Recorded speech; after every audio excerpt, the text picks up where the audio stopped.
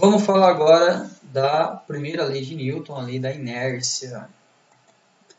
Inércia. Todo corpo em repouso tende a permanecer em repouso. Você tem uma caixa aqui no plano horizontal, velocidade inicial zero, está parado. Ele vai continuar em repouso eternamente, a não ser que alguém for e aplicar uma força nessa caixa e colocar ela em movimento. Senão ela vai continuar em repouso, né, a menos que uma força atue sobre ela. Todo corpo em movimento tende a permanecer em movimento.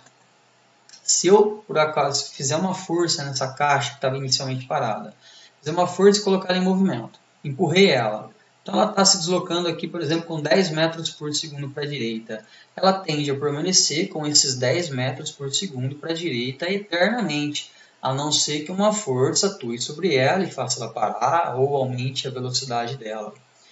E a gente sabe que a caixa vai parar depois de um tempo por conta do atrito com a superfície. Então ela percorre uma distância e para. Se você jogar essa caixa numa superfície de gelo, ela vai percorrer uma grande distância, mas uma hora ela vai parar. Agora, se você jogar essa caixa no vácuo, onde não tem nada, não tem nenhuma resistência, nenhum atrito, ela vai em movimento retilíneo uniforme eternamente. Não precisa força para manter o movimento. O movimento se mantém por si só, o movimento se mantém por inércia. Inércia é a propriedade da matéria relacionada à resistência a qualquer variação de sua velocidade. Então, se a velocidade é zero, ele tem uma inércia de repouso. Se ele tem uma velocidade horizontal para a direita, ele tem uma tendência de continuar com essa velocidade horizontal para a direita. Ele resiste à variação da velocidade vetorial. Quanto maior a massa, maior a inércia. Então imagina que a gente tenha um caminhão e uma moto, os dois parados. Você quer colocar os dois em movimento. É muito mais fácil colocar a moto em movimento do que o caminhão. Para você colocar os dois em movimento, você tem que fazer uma força muito maior no caminhão do que na moto. Com as próprias mãos você consegue empurrar a moto e colocá-la em movimento. Agora, o caminhão você precisa de uma força muito maior, né? Várias pessoas empurrando para colocar em movimento. Da mesma forma, se eles já estão em movimento, eles têm agora inércias de movimento diferentes. O caminhão tem uma inércia de movimento muito maior que a inércia de movimento da moto. Então, se você quiser parar os dois estão lado a lado com a mesma velocidade, é muito mais difícil. Você precisa fazer uma força muito maior no caminhão. O sistema de freios, né, o atrito que ele vai trocar com o solo, tem que ser muito mais intenso para você conseguir parar o caminhão do que parar a moto. A resultante das forças é nula. Isso aqui é a chave para inércia, pessoal. A resultante das forças é nula. Então está tudo em equilíbrio. Ou você não tem nenhuma força, ou as forças que você tem vão se anular e vão dar equilíbrio. Se não tem nenhuma resultante, não tem nenhuma aceleração vetorial também. Mais uma vez, isso aqui é a chave para entender a inércia. A resultante das forças é nula e a resultante das acelerações também, a aceleração vetorial é nula. Não tem aceleração centrípeta, não tem aceleração tangencial, não tem nenhuma componente da aceleração vetorial aqui. Isso é equilíbrio. Quando uma pessoa está num cavalo e o cavalo para repentinamente, não é que a pessoa vai ser projetada para frente, ela apenas continua o seu movimento. Então o cavalo estava vindo aí com 40 km por hora.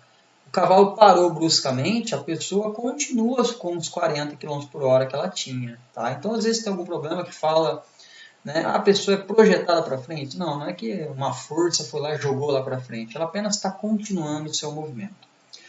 Falei que inércias são situações de equilíbrio. Então vamos lembrar equilíbrio, que a gente viu em soma vetorial.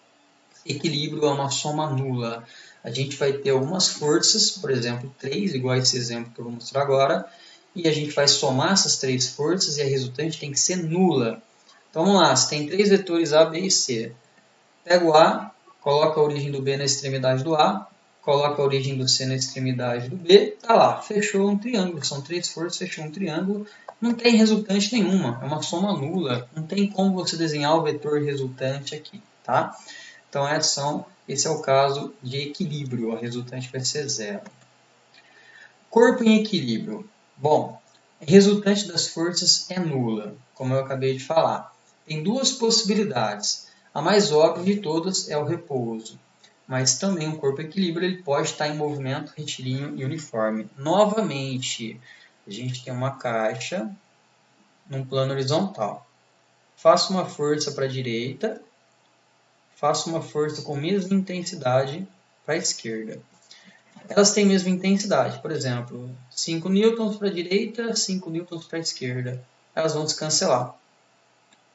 Ou seja, esse corpo aqui, essa caixa está em equilíbrio. Eu posso garantir que ela está em repouso? Não. Uma possibilidade é essa, repouso. Outra possibilidade é movimento retilíneo uniforme. São duas situações de equilíbrio. Repouso e movimento retilíneo uniforme. Essa caixa pode estar parada? Sim, mas ela pode estar vindo para a direita com velocidade constante. Ela pode estar indo para a esquerda com velocidade constante. Ela não pode acelerar. A gente não tem resultante aqui, logo não vai ter aceleração. Isso aí é a segunda lei de Newton. Quando você tem resultante, você tem aceleração. Se você não tem resultante, você não tem aceleração.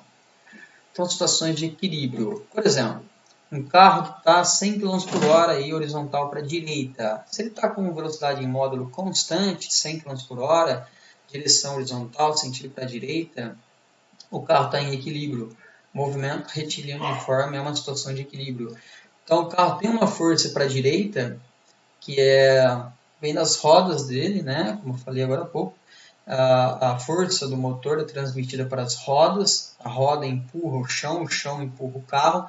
Tem uma força para a direita, que ajuda o movimento, mas tem uma força para a esquerda, que atrapalha o movimento, que é a resistência do ar. Então, essas forças são iguais. A força que está para a direita, ajudando o movimento, ela vai ser igual à força que está para a esquerda, que é a resistência do ar. Elas vão se cancelar e o carro está em movimento retilíneo uniforme, ele está em equilíbrio. Imagina um foguete.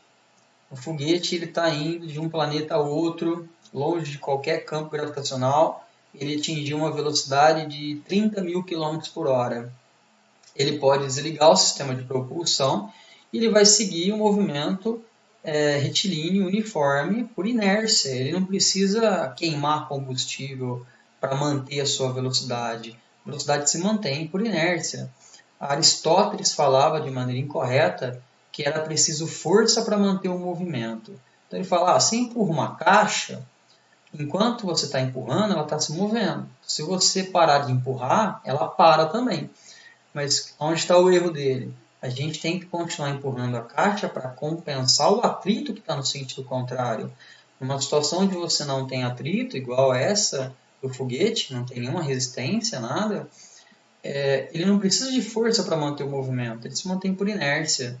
Então, se ele está com 30 mil km por hora, ele vai continuar com 30 mil km por hora, né, até o destino dele. Ele vai aumentar a velocidade se ele ligar o sistema de propulsão. Aí ele consegue acelerar.